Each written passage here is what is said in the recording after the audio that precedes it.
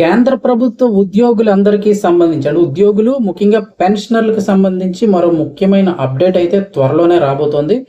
చాలా మంది అయితే కనుక 8th పే కమిషన్కి సంబంధించి అప్డేట్ కోసం కూడా చూస్తున్నారు. ఇప్పుడు దీనికి సంబంధించి ఒక ముఖ్యమైన ప్రకటన అయితే రాబోతున్నట్లుగా తెలుస్తుంది. ఆ వివరాలు తెలుసుకుందాం. వీడియో తప్పకుండా లైక్ చేసి ఛానల్ని సబ్స్క్రైబ్ చేసుకోండి. అలాగే మీ అభిప్రాయాన్ని కామెంట్ సెక్షన్లో తెలియచేయండి. విషయం ఏంటి అని చూస్తే కనుక ప్రతి 10 సంవత్సరాలకు ఒకసారి కేంద్ర ప్రభుత్వం అయితే కొత్త వేతన సంఘం తీసుకొస్తూ ఉంటుంది.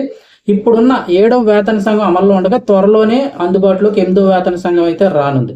కేంద్ర ప్రభుత్వ ఉద్యోగులు పెన్షనర్లు కూడా 8వ వేతన సంఘం కోసం చాలా ఆసక్తిగానే ఎదురు చూస్తూ ఉన్నారు. ఇక ఇక్కడ ఉద్యోగులకు కనీస జీతం అలాగే పెన్షనర్లకు కూడా కనీస పెన్షన్ అయితే భారీగా పెరుగుతుందని చెప్తున్నారు. అంటే ఆల్మోస్ట్ గా ఆ దృష్టిలోనే ఉన్నారు. పెరిగే అవకాశాలే ఎక్కువ ఉన్నాయని చెప్తూ ఉన్నారు. ఇప్పుడు ఈ ఏడాది చివరికల్లా అంటే 2025 చివరికల్లా 7వ వేతన సంఘం కమిషన్ అయితే ముగిసిపోతుంది. ఇక వచ్చే ఏడాది జనవరి 1 నుంచి 8వ వేతన సంఘం అమలు కావాల్సి ఉంది. కానీ ఇప్పటికీ వేతన సంఘానికి సంబంధించి ప్యానెల్ ఏర్పాటు చేయడం కానీ వేతన సంఘం ఇంకా మిగతా ఏమన్నా అడ్జస్ట్మెంట్స్ ఆఫీస్ పెట్టడం కమిషనర్ నియమించడం ఇలాంటివి ఏమీ జరగలేదు. ఇది వేతన సంఘం ఏర్పాటును ఈ సంవత్సరం జనవరిలో ప్రకటించినప్పటికీ ఇంకా కమిటీ నియమించలేదు, విధి విధానాలు కూడా ఖరారు చేయలేదు.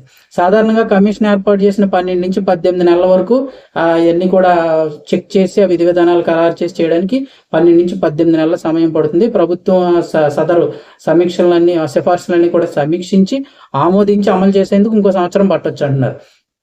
అయితే ఇప్పుడు ముఖ్యంగా ఈ వేతన సంఘ కమిషన్ లో రిటైర్ అయిన ఉద్యోగులు ఎవరైతే పెన్షనర్లు ఉన్నారో వారికి బాగా ఎక్కువగా మేలు జరిగే అవకాశం ఉందని చెప్తున్నారు. ఎందుకంటే ఇప్పుడు కనీస పెన్షన్ 9,000 ఉండగా 8వ వేతన సంఘం కింద దీన్ని నెలకు 25,000 రూపాయలకి చేర్చే అవకాశాలు ఎక్కువగా ఉన్నట్లుగా చెప్తున్నారు. ప్రస్తుతం ఇస్తున్న 9,000 కమిషన్ 8వ వేతన సంఘం తర్వాత 25,000కి అయితే మారొచ్చు అంటున్నారు.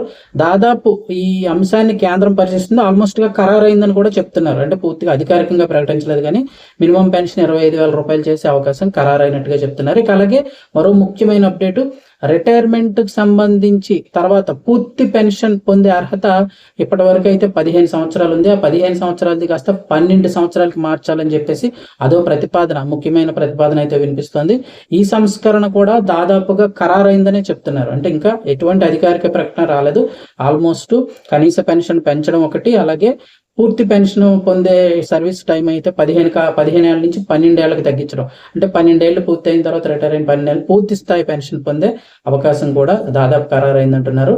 ఇక అలాగే ఇప్పుడు అది ఖరారైనట్లయితే ప్రస్తుతం ఇస్తున్న పెన్షన్ కూడా ముందుగానే ఇంకా పూర్తి స్థాయి పెన్షన్ అయితే తీసుకోవచ్చు.